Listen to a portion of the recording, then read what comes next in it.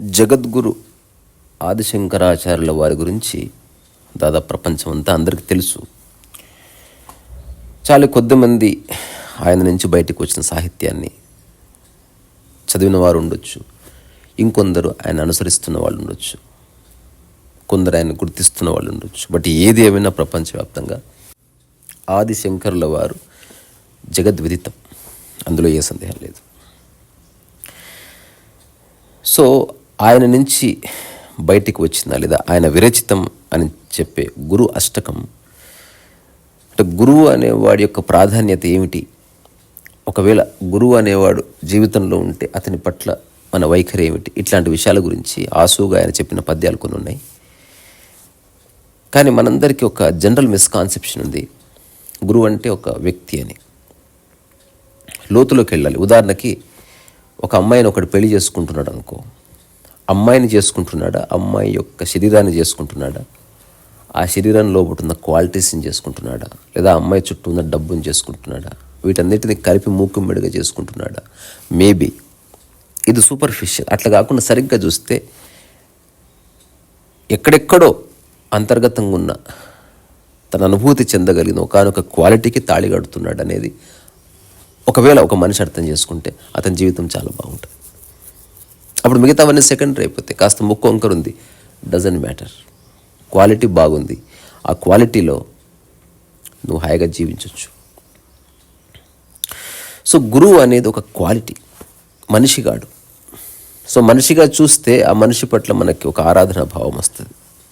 అందుకే కొన్ని సాంప్రదాయాల్లో గురువులకు సంబంధించిన ఫొటోస్ని కానీ, శిల్పాలని కానీ, లేకపోతే వాళ్ళకి సంబంధించిన పూజ కార్యక్రమాలు కానీ ఉండకుండా చూసిన సందర్భాలు ఉన్నాయి. కానీ సంహవ్ అది మరుగున పడిపోయి గురువు శరీరం చాలా ప్రముఖ పాత్ర పోషించడం మొదలైంది ఆశ్రమాల్లో కానీ అక్కడైనా. సో గురువు శరీరం వైపు అట్రాక్ట్ అవుతున్నారు, and they are missing the quality of the guru. So ఎవరు నిజమైన గురువు అంటే, a true guru is not the one who instructs you, but the one who inspires you to discover the answer within yourself. అంటే నీకు only సూచనలు ఇచ్చేవాడు గురువు కాదు, నిన్ను ఇన్స్పైర్ చేసి, నిన్ను ఆలోచింపజేసి, నీ జీవితానికి సంబంధించిన అన్ని రకాల ప్రశ్నలకు నీలోనే జవాబు దొరికే విధంగా చూసేవాడు. దిస్ ఈజ్ ప్యూర్ జెన్. గురువు అంటే ఒక మనిషి రూపం కాదు, జెండర్కి బియాండ్ ఉంటుంది గురుతత్వం అనేది. కాకపోతే ఆదిశంకరాచార్యుల వారు ఒక సనాతన ధర్మానికి ప్రతీక.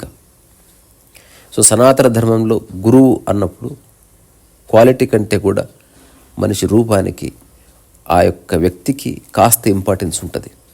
ఒకవేళ నేనైతే గనక ఆదిశంకరాచార్యుల వారి రూపం ఏదైనా కూడా పట్టించుకోను, అతని క్వాలిటీ ఏమిటి, అతను చెప్తున్న విషయం ఏమిటి, అది నా జీవితంలో ఎట్లా ప్రతిఫలించుకోవాలి, లేదా అది నాకు ఉపయోగపడదా అన్న విషయంలో నేను ఆలోచిస్తాను. సో ఆదిశంకరాచార్యుల వారు చాలా చిన్న వయసులో ఈ భూమి నుంచి డిసప్పేర్ అయిపోయాడు. కానీ ఎంత అద్భుతమైనటువంటి పనులు చేశాడు ఆయన.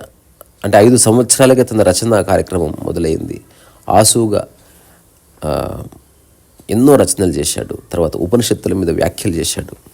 ఇప్పుడు చాలామంది అనుకుంటారు ఉపనిషత్తుల మీద ఆయన చేసిన వ్యాఖ్యల వల్ల ఉపనిషత్తులు ఫేమస్ అయ్యాయా, లేదా ఫేమస్ ఉపనిషత్తులు కాబట్టి ఆదిశంకరుడు వ్యాఖ్యలు చేశాడు. దాదాపు నేను 2, 3, 4 ఉపనిషత్తులు క్షుణ్ణంగా చదివాను, మిగతావి టచ్ చేశాను. బికాజ్ మనకున్న సమయాభావం వల్ల. మనకు చాలా ఉపనిషత్తులు ఉన్నాయి. అందులో ఆదిశంకర్ల వారు దాదాపు 12, 13 ఉపనిషత్తుల మీద ఆయన వ్యాఖ్య చేశారు. అందులో అతి చిన్న ఉపనిషత్తు మాండ్యూక ఉపనిషత్తు, తర్వాత అతిపెద్ద ఉపనిషత్తు బృహదారణ్యక అనుకుంటా. సో ఆయన లైఫ్ గురించి 2 మాటలు చెప్పి మనం గురు అష్టకంలోకి పోదాం. సో ఆయన కేరళలోని పూర్ణా నది ఒడ్డున జన్మించాడు, ఆర్యమాంబ శివగురువులకి. సో ఒక సాక్షాత్తు సదాశివుడే ఆదిశంకర రూపంలో జన్మించినట్టు మనకి ఆదిశంకర జీవితానికి సంబంధించిన అవన్నీ ఉన్నాయి. అవన్నీ పొందుపరిచిన ఒకటి దాని శంకర విజయం, శంకర విజయంలో రాయబడింది. అది దాదాపు 2000 సంవత్సరాల ముందు తాను పుట్టాడు, ఎగ్జాక్ట్ ప్రమాణాలు లేవంటే ఈ డేట్ నుంచి ఈ డేట్ మధ్యన అతను జీవించాడు. బట్ ఓవరాల్గా చాలా చిన్న వయసులో అతని శరీరాన్ని త్యజించి ఈ ఒక సనాతన ధర్మాన్ని, తర్వాత 4 దిక్కుల పీఠాలని ఎస్టాబ్లిష్ చేసి తనదైన ఒకానొక అద్వైత సిద్ధాంతాన్ని ప్రపంచానికి చాటి చెప్పి కొన్ని కోట్ల మందికి ఆదర్శంగా ఉన్న మన ముత్తాత ఆయన. సో గురు అష్టకం అనేది ఆదిశంకరుడు గురువు ప్రాముఖ్యత గురించి చెప్పిందనమాట. అంటే ఒక సాధకుడు, గురువు, వాళ్ళిద్దరి మధ్యన ఒక చిన్న ఏమంటారు పోలిక అనే ఒక డైమెన్షన్ తీసుకొని చెప్పిన ఒక అష్టకం ఇది. సో కబీర్ అంటాడనమాట, ఒకవేళ భగవంతుడు నా ముందు సాక్షాత్కరించినా సరే, ఏం కావాలని భగవంతుడే స్వయంగా నన్ను అడిగినా సరే, నేను గురువుపాదాలు మాత్రమే కోరుకుంటాను. ఎందుకంటే నన్ను భగవంతుడి దగ్గరికి చేర్చే సాధనం ఆయన. సో నా దగ్గర ఎంత జ్ఞానం, సంపద, కీర్తి ఇవన్నీ ఉన్నా సరే గురువు లేకపోతే ఏం ఉపయోగం? ఒక పాపకి తల్లి లేకపోతే ఏ ఉపయోగం? సో గురు శిష్య సంబంధాన్ని మనం తల్లి కొడుకుల ప్రేమలాగా చూస్తే బాగుంటుంది. లేదా ప్రకృతిలో ఉన్న ప్రాణులకు సంబంధించిన ఒకానొక అన్కండిషనల్ లవ్ ఎఫైర్ అది. అట్లాంటి వాళ్ళు దొరికితే అదృష్టం. ఇప్పుడు నేను మా బుచ్చారెడ్డి సార్ సమక్షంలో ఆయనేం నా గురువు అని ఎప్పుడు నేను చెప్పలే, ఆయన నన్ను శిష్యుడిగా అని ఎప్పుడు అనుకోలేదు. ఇప్పుడు ఒక అర్ధరాత్రి ఆయన్ని అడిగాడు, నిన్ను శిష్యుడిగా అనుకోనా కాసేపు అని. సో మీరు నాకేమి నేర్పించింది గురువు, నేను మీ దగ్గర ఏమి నేర్చుకుని శిష్యుడు అని చెప్పినప్పుడు ఎంత సంతోషపడ్డాడు ఆయన. అర్ధరాత్రి అటు చెంపలంబడి అట్లా 2 కన్నెట్టి బొట్లు రావడం నేను చూసిన. ఏం అవసరం? ఆయనెవరు, నేనెవరు? సో లైఫ్ అలాగే ఉంటుంది. ఈ ప్రపంచంలో ఏ గొప్ప గురువుకి కూడా వాళ్ళ కుటుంబ సభ్యులు ముఖ్య శిష్యులైన ఆధారాలు లేవు. ఎందుకంటే నీ నిజమైన కుటుంబ సభ్యులు, నిన్ను నిజంగా అర్థం చేసుకునే వాళ్ళు బయట ఎక్కడ ఉన్నారు. నువ్వు ఒక అనుకోకుండా ఒక వ్యవస్థలో పుట్టావంతే. That is not your true, you know.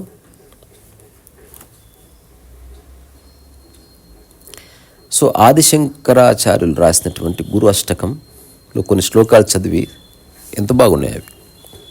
శరీరం స్వరూపం తథా వాకళత్రం యశారు చిత్రం ధనం మేరుతుల్యం గురోరంగ్రి పద్మే మనశ్చేన లగ్నం తతఃకిం తతఃకిం తతఃకిం తతఃకిం. సో ఆదిశంకర్ల రాసినటువంటి అన్నిట్లోనూ ఇట్లాంటి ఒక చమత్కారం ఉంటుంది, లేదా భాషా సౌందర్యం ఉంటుంది, లేదా రిపిటేషన్. భజ గోవిందం భజ గోవిందం భజ గోవిందం గోవిందం భజ మూఢమతి. అట్లనే తతఃకిం తతఃకిం తతఃకిం తతఃకిం.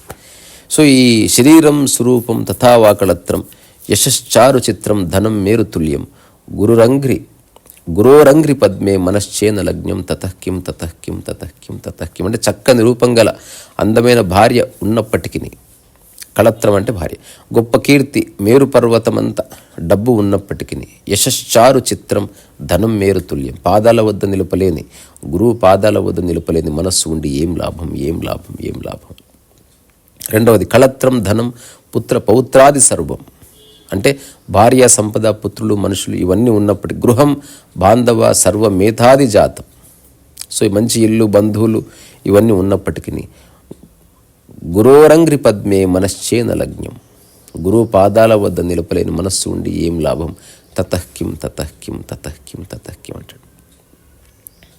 షడంగాది వేదో ముఖే శాస్త్ర విద్య కవిత్వాది గద్యం సుపదయం కరోతి గురోరంగ్రి పద్మే మనశ్చేన లగ్నం తతఃకిం తతఃకిం తతఃకిం తతఃకిం. నీవు 6 అంగాల్లోనూ 4 వేదాల్లోనూ పారంగతుడవైనా కానీ, పద్య రచనలో ప్రజ్ఞావంతుడైనా కానీ, గురువు పాదాల వద్ద నిలపలేని మనస్సు ఉండి ఏం లాభం, ఏం లాభం, ఏం లాభం, ఏం లాభం అంటే.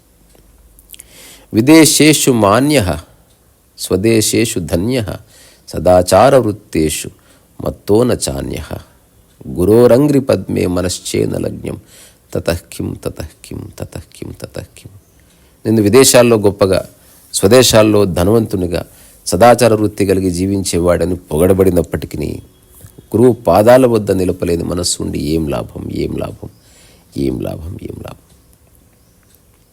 క్షమామండలే భూపాల వృందై సదా సేవితం యస్య పాదార విందం గురోరంగ్రి పద్మే మనశ్చేన లగ్నం తతః కిం తతః కిం తతః కిం. సో అన్ని పద్యాల్లోనూ లాస్ట్ 2 పద్య పాదాలు సేమ్. గురోరంగ్రి పద్మే మనశ్చేన లగ్నం తతః కిం తతః కిం. సో పైన ఒక చిన్న ఎత్తుగడ, దానికి కంక్లూజన్. అన్నిటికీ ఒకటే. మరి గురువు పాదాల వద్ద నిలపలేని నీ సోకాల్డ్ జ్ఞానం, నీ డబ్బు ఉండి ఏం లాభం, ఏం. సో దీని ఏమిటి? నువ్వు ఒక దేశానికి రాజైనా, ఎందరో రాజులు రారాజులు నీ పాదాలు సేవించినా, నువ్వు గురువు పాదాల వద్ద నిలవలేకపోతే అట్లాంటి మనస్సు ఉండి ఏం లాభం, ఏం లాభం.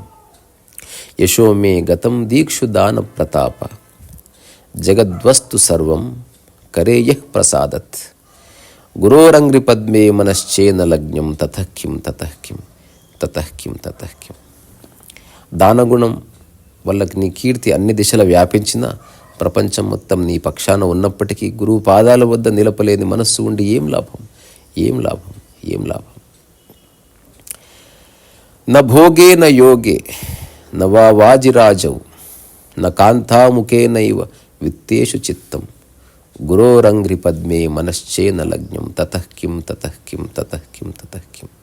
అంటే భోగము, యోగము, అగ్నిహోమము, స్త్రీ సుఖము, ధనమునందు నీవు శ్రద్ధ చూపనప్పటికీ, అంటే ఇవన్నీ వద్దనుకున్నావు కరెక్టే, కానీ గురువు పాదాల వద్ద నిలపలేని నీ మనస్సు ఉండి ఏం లాభం, ఏం లాభం అంటున్నాడు. సో అరణ్యే న వాసస్య గేహే న కార్యే న దేహే మనోవర్తతే మే త్వనర్ఘై గురోరంగ్రి పద్మే మనశ్చేన లగ్నం తతః కిం తతః కిం తతః కిం తతః కిం. అడవిలో ఇంటిలో ఉండాలని కోరిక లేని వారైనా, ఏదైనా సాధించాలని కానీ తన ఒంటి మీద శ్రద్ధగానే లేని వారైనా కానీ గురువు పాదాల వద్ద నిలపలేని మనస్సు ఉండి ఏం లాభం, ఏం లాభం, ఏం లాభం, ఏం లాభం. సో మొత్తం దీని పేరే గురు అష్టకం. అష్టకం అంటే 8. సో 8 పద్యాల్లో చెప్పాడు. అంతకంటే చెప్పడానికి ఏమీ లేదు. అందులో అన్నీ స్పృశించాడు. మీరు జాగ్రత్తగా గమనించండి. ఈ మొత్తంలో ఆదిశంకర్ల వారు ఉపయోగించిన ఈ ఉపమానాలు వినండి. అవన్నీ ప్రపంచానికి సంబంధించినవే. సో అందమైన భార్య, గొప్ప కీర్తి, మేరు పర్వతం అంత డబ్బు ఒక దాంట్లో, భార్య సంపద, పుత్రులు, మనుషులు, మంచి ఇల్లు, బంధువులు ఇవన్నీ ఉన్నప్పటికీ, ఆ రంగాల్లో 4 వేదాల్లో రకరకాల వాటిలో పారంగతుడు అయినప్పటికీ, నిన్ను విదేశాల్లో గొప్పగా, స్వదేశంలో ధనవంతునిగా, సదాచార వృత్తిగా జీవించిన వాడైనప్పటికీ, నువ్వు ఒక దేశానికి రాజైనా, ఎందరో రాజులు రారాజులు నీ కాళ్ళు మొక్కినా సేవించినా అయినప్పటికీ, దానగుణం వల్ల నీ కీర్తి చాలా వ్యాపించిన, ప్రపంచం మొత్తం నీ పక్షాన్ని నిలబడ్డ అయినప్పటికీ, ఈ భోగము, యోగము, అగ్నిహోమం, స్త్రీ సుఖము, ధనము ఇవన్నీ వేస్ట్ అని తెలుసుకున్నావు. అయినప్పటికీ నువ్వు గురువు పాదాల వద్ద నిలవకపోతే, సో అడవిలో ఇంటిలో ఉండాలని కోరిక లేని వారైనా, ఏదన్నా సాధించాలని కానీ తన ఒంటి మీద శ్రద్ధ లేని వారైనా కానీ, సో ఇక్కడ వివరించిన విషయాలన్నీ ప్రపంచానికి సంబంధించినవే. సో అత్యంత సూక్ష్మంగా ఆధ్యాత్మికతను అర్థం చేసుకోవాలంటే ఇది నేను కనుక్కున్న ఒక ఫార్ములా. అర్థమైన వాడు ధన్యుడు. సో ప్రకృతిని, ప్రపంచాన్ని విడదీసి చూడు. గురువు ప్రకృతి నిన్ను గురువు వైపు రానియకుండా చేస్తున్నది, లేదా నిన్ను ఆత్మజ్ఞానం వైపు కానీ, ఆనందం వైపు కానీ, ప్రశాంతత కానీ నీ దగ్గరికి రానియకుండా అడ్డుపడుతున్న విషయాలన్నీ ప్రపంచానివి. ఈ కీర్తి, డబ్బు, లేకపోతే భార్య. భార్య అంటే ఆడది కాదు సుమా, ఒక బాండ్, ఇద్దరి మధ్యన ఉన్న ఒక కాంట్రాక్ట్. అట్లాగే రాజు, రారాజు, కీర్తి, పేరు ప్రఖ్యాతులు ఇవన్నీ ప్రపంచానికి సంబంధించినవి. సో ఆదిశంకరాచార్యుల వారు చెప్పిన ఈ సమగ్ర భాష్యంలో ఉన్న విషయం ఎంత సింపుల్. ప్రపంచంకో చోడుదో. సో ప్రకృతితో కౌగిలి వెంటనే ఉంటుంది. సో అప్పుడు గురువు ప్రకృతి తత్వంగా కనిపిస్తాడు తప్ప ప్రపంచతత్వంగా కాదు. నీవు ప్రపంచంలో ఇరుక్కుపోతే అదే మనసుతో చూసినప్పుడు గురువు ఒక ఆశ్రమాధిపతిగా కనిపిస్తాడు. నువ్వు ప్రకృతిలో ఉన్న ఒక వ్యక్తిగా చూస్తే గురువు నీకు ఒక ప్రకృతి ప్రాణిగా, ఒక లేడిలా, ఒక జింకలా, ఒక విరబూస్తున్న తామరలా కనిపిస్తాడు. ఒక సూర్యునిలా, ఒక చంద్రునిలా కనిపిస్తాడు. ఒక పసిపాపాలా కనిపిస్తాడు. బికాజ్ అవన్నీ నీలో ఉన్నాయి కాబట్టి. సో ఇక్కడి నుంచి ఆదిశంకరుల వారికి, శంకర భగవత్పాదులైన మా ముత్తాత గారికి నమస్కరిస్తూ, అలాగే ఇదంతా విన్న మీ యొక్క ఓపికకు నమస్కరిస్తూ ఇక్కడి నుంచి నేను శిరస్సు వంచి నమస్కారం చేస్తున్నారు ఈ సరస్సు వయసు.